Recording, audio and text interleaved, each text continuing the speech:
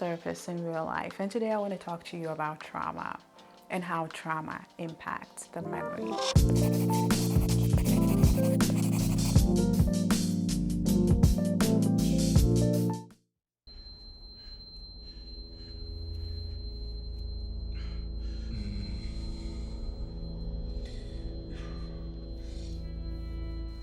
Trauma is one of those things that's very difficult to define. Whoever is defining trauma, it depends on their theoretical orientation or the framework that they are using to define trauma. In my research, I define trauma as a reaction or response to any event or situation a person, family, community, society, nation, or the world experiences as a threat to their survival, literally and metaphorically.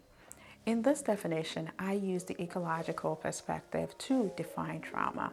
So I don't limit trauma to only a person, but also to a family, to a community, to a nation, and a global experience as a whole. We live in a world where we are connected now more than ever. We are connected by social media, the internet. We see what is happening in other people's lives, and that can cause us trauma. The other thing is also we as people, our institutions, our community, our society can also cause us trauma. So the people or the things experiencing the trauma can also be agents of trauma. In this definition, trauma is more of a subjective experience than the objective event or incidents that happen. In that way, two people can experience the same event and they can have different reactions to it or responses to it. Two people grew up in a household, the same household, where all the conditions are the same. One person could say that I experienced trauma, and the other person could say that I didn't experience trauma. The fact that one person said that I experienced trauma does not negate the experiences of the other person. And then there are situations in our life that are for sure traumatic experiences. We can talk about that another time. Now let's look at the way that trauma affects memory.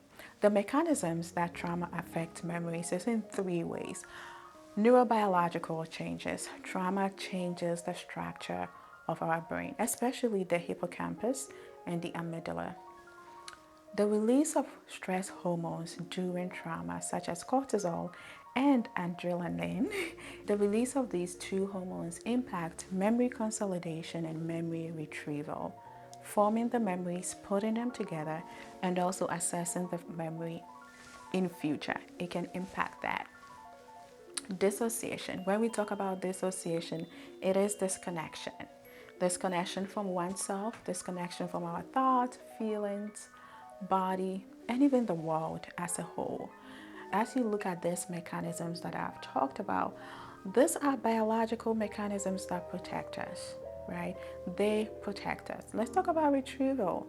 Retrieving, sometimes it's difficult to retrieve traumatic memories because they can be so overwhelming and they can be so painful. So our body, our brain has one job, and the one job that they have is to protect us. In these three mechanisms, trauma impacts memory by repression, memory formation and consolidation, and retrieval, memory fragmentation, and triggers. Again, what I want you to take away from all of this is that our body is doing the job that it was doing to protect us. You don't have to blame yourself. You don't have to be too hard on yourself when your body is doing the job that it was meant to do to protect you. As time goes on, we will talk more and more about trauma, what the symptoms look like, how do you start trauma therapy, what are some of the interventions available for trauma therapy. I would like to know your thoughts on this in the comment section. And if you haven't subscribed yet, please subscribe, and I will see you in my next video. Bye.